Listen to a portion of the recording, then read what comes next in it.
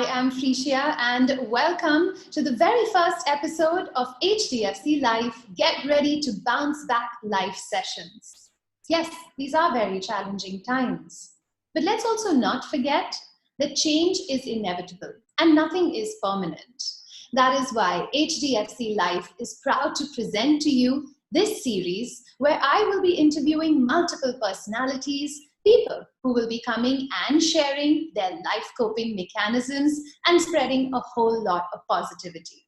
Basically, they're making sure that we are ready to bounce back to better health and a better future. I'm absolutely delighted today to have the very inspiring, the gorgeous Lisa Ray.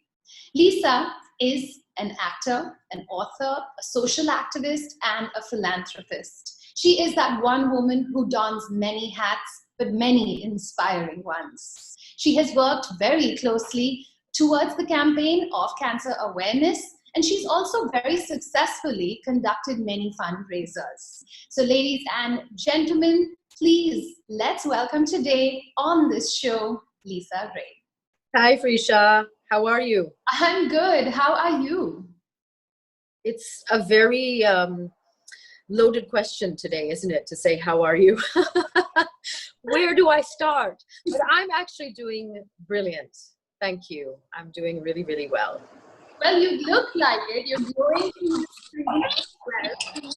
And it really looks like you're coping pretty well with this entire situation. Well, I do have some experience with adversity and obstacles. So maybe some of my previous past in terms of dealing with health issues and cancer has prepared me to deal with this sort of very odd, strange time that we're moving through right now. I like to think of it that way. But of course, to be honest, spending time at home with my children, because I've been a working mom since they've been born. I've been on the go, traveling and shooting and writing, etc., etc. And it's been an unexpected gift to be able to have this undivided time with my family. Of course, my husband as well. He also rates in there. But I think that it's provided a kind of,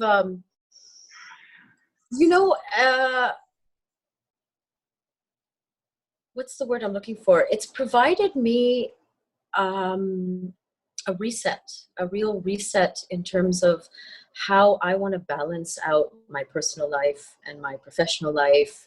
And I think a lot of people are going through that right now. I mean, obviously, a lot of people are going through very, very challenging, difficult times, but we are managing to connect and talk and share our anxieties and fears and our insights.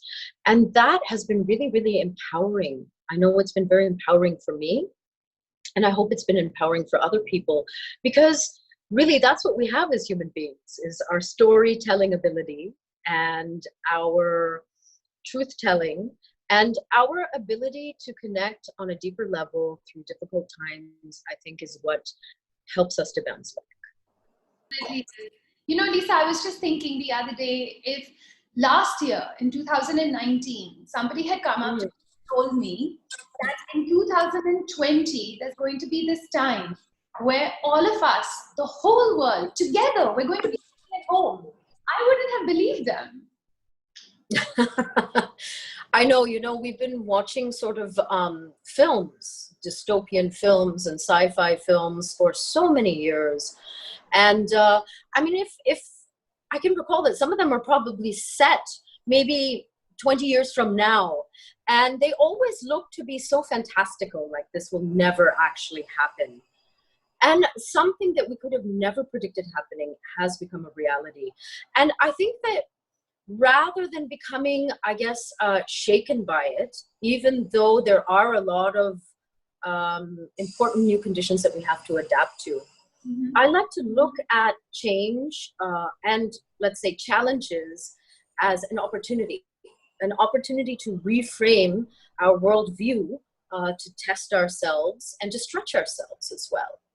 You know, it's so true what you just said. Human beings, we are so resilient.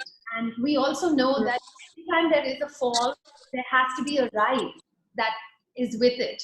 And also, when you said that you were using this time to reconnect, to rediscover, to recharge, Yeah. these are words that suddenly make so much more sense, don't you think? Yeah. Yeah, no, absolutely. That's a great point. Um, I mean, maybe there's something to be said for, coming back into our center, for being, in a sense, in an enforced lockdown, because it really forces you to rethink your entire life and to reflect. And in general, I think you could say in the last few decades, all of our lives have become so fast paced and so demanding, and we're being pulled in so many directions that we don't get a chance to think, much less to implement changes into our life. So in a strange way, this is a really extraordinary opportunity to do the two things that is always last on the priority list. I don't know about you, but it's always been last on my priority list until I was diagnosed with cancer. And in a weird way, it's we're also all in it together. I did feel when I was going through my cancer journey that on some level it's a very solitary journey, and only someone who's going through the same thing as you is going to understand what you're going through. Whereas today, we as a world are so interconnected, which is a gift, because we can really enhance each other's ability to understand, we can support each other, we can share. It's almost like there's one giant mind and we can all tap into those thoughts. And I think that's something that is really extraordinary and that everybody should take advantage of. I know that, and I can imagine that there are quite a few people who might be struggling right now. And there's absolutely no shame in that, feeling anxiety and feeling fear, and feeling, I guess, tapping into the uncertainty of tomorrow is only natural. And I have to admit that I go through ups and downs. That's part of being human. Some days I wake up and I'm woo, and I want to pull on my brightest clothes. And, even though I'm at home, slap on a little bit of, maybe some lipstick. And even though I'm just going to do jaro pocha, it doesn't matter, because I want to make the most out of the day. And then even when we're eating, I put out the best crockery, etc., etc. And I always sort of, share a prayer of gratitude as well, because I know that so many other people are struggling with basic necessities.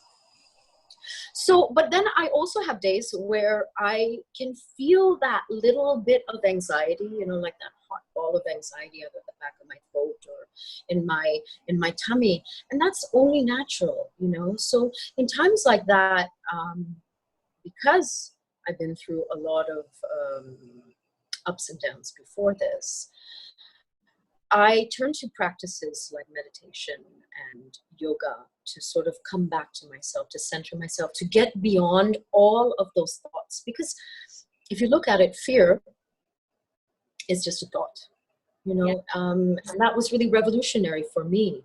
We create these storylines in our head and we believe them to be true, and sometimes they end up running our lives. And, the real revelation for me through my meditation practice is that thoughts are just thoughts. They're just clouds that come and go, and the weather's going to change.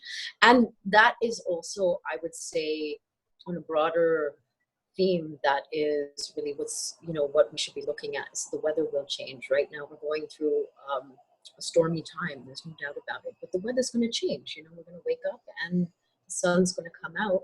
The question is, what are we going to do then?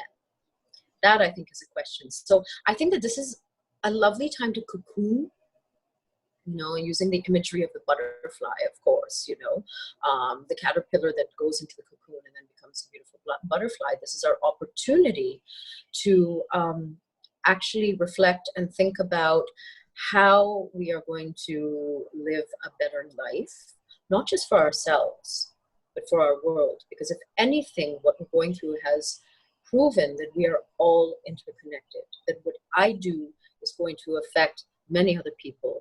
And all of our choices have to be examined. And hopefully, everyone will start making better choices. It's so true, especially the part where you spoke about how we forget that the whole planet is going through exactly the same thing. We're all in it together. And it's very easy for us to sometimes go into that shell of why is it happening only to me? But yes. And just, the kind of tips that you're giving us today, the different things that we can do and the coping mechanisms, it's absolutely wonderful. This is also such a great time to just be with the family, don't you think? Yes, it is. It's an extraordinary time to be with my family because speaking for myself, I'm a working mother. And ever since my angels were born, Sufi and Soleil, I've been on the go. I've actually been a traveling mother. I've been on sets. I've been releasing my book. I've been traveling all over and having to leave them behind. And, it's not that I felt guilty about it, but I am soaking up the time that I'm having with them now. And I am taking a step back and understanding that this is really, really precious. And it's an important time in their development and in their life.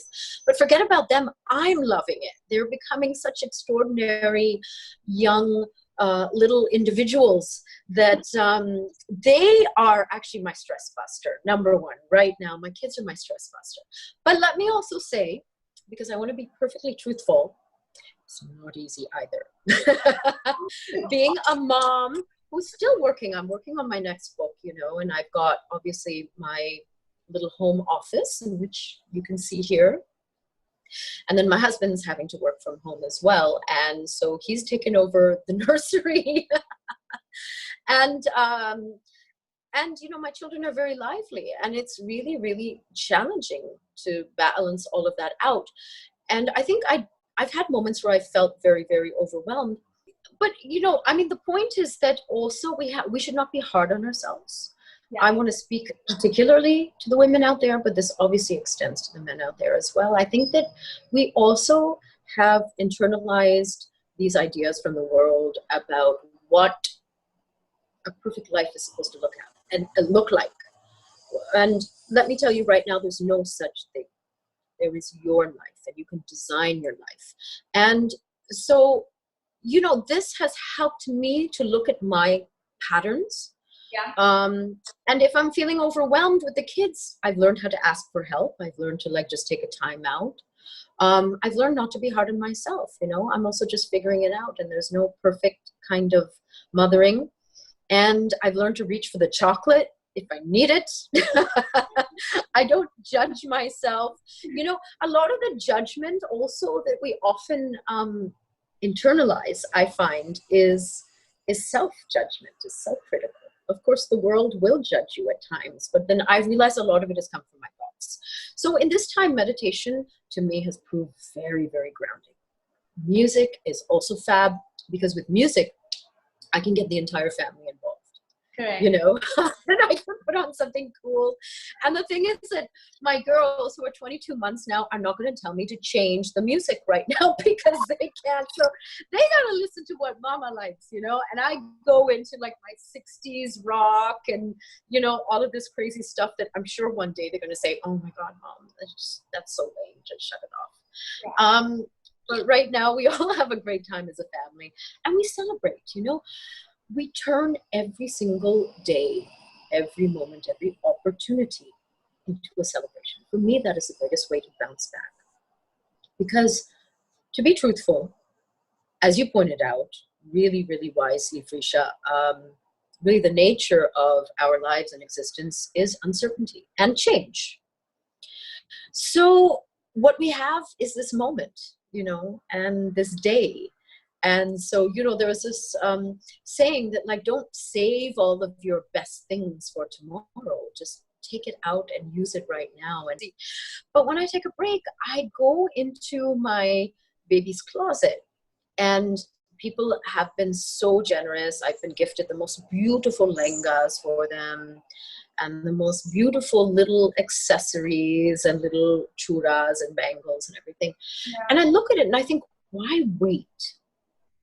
I'm not going to wait for Diwali and, Durga Puja is coming up and that's great. But I just dress them up. I just doll them up. Lisa, they say that the comeback is always greater than the setback. So what are your 5 tips that you could share with everyone today so that they can get ready to bounce back? I love talking about bouncing back because it already puts a positive spin on things. But I would say that tip number 1 is your mental well-being. It's something that we just don't talk enough about. But staying fit mentally is as crucial and as important as staying fit physically, especially through a time like this and beyond. So working through your anxieties, using meditation, talking to people, connecting with people. Do not feel alone. Reach out and don't just brush those feelings of fear and anxiety aside either. It's already very, very, it's very tied up with self-love as well. And it will make you stronger and much stronger to face the world. I would say that my tip number 2 would be picking up new skills because it keeps you engaged, gives you something to look forward to. This time will pass, but then you'll come out of it with some cool new skills and confidence to spare and something to share with your community as well. So it goes beyond just the time that we're going through right now. I would say that for me, tip number 3 right now is planning for the future because this too shall pass. We will all bounce back. We're not sure exactly what the world is going to look like, but it's always a good idea to plan, to make a list, your own personal goals, and also to prepare financially as well. We don't talk about it enough, I think, and it should be more spoken of in, general mainstream conversation and not swept under the rug, because when things like this happen, we also realize how vulnerable we are and we want to be able to live our best life. I would say that tip number 4 for me is family. Really connecting with your family, not just on a superficial level, forming those deep emotional connections, I think is very, very healing and is really the ideal support to get us through this time, and also creates a bond that will transcend the difficult times as well. My last tip is health, health, which for me is linked with self-love. Because what ends up happening in our everyday busyness of life is we neglect our health because we put ourselves last. And this time that we're going through hopefully has brought the focus and the attention back on health and how we negotiate our health and how each of us is responsible. What I like saying is that we are the CEO of our own health and healing. And I'm the CEO of Lisa Incorporated. So it's up to me to make the right decisions that keep me fit and healthy and ready to bounce back. All right, Lisa, thank you so much for sharing those extremely valuable tips. I'm sure a lot of our viewers have benefited by them. And for all of you out there, don't forget, stay safe, healthy. Now is that time to get ready to bounce back. Thank you so much for coming and joining us over here today. Not only have you been inspiring, but you have truly opened your heart out to each and every one of us. Thank you for sharing that positivity. What I truly have learned from today's session is that social distancing doesn't really have to be emotional distancing. You still have a network around you, your friends, your family, and everyone that you can reach out to. And of course, your health that will make sure that you have a better future. I am Freishia. I will join you again very soon with another personality coming and sharing some wonderful tips with each and every one of you. Till then, stay safe, stay healthy, stay at home, and get ready to bounce back.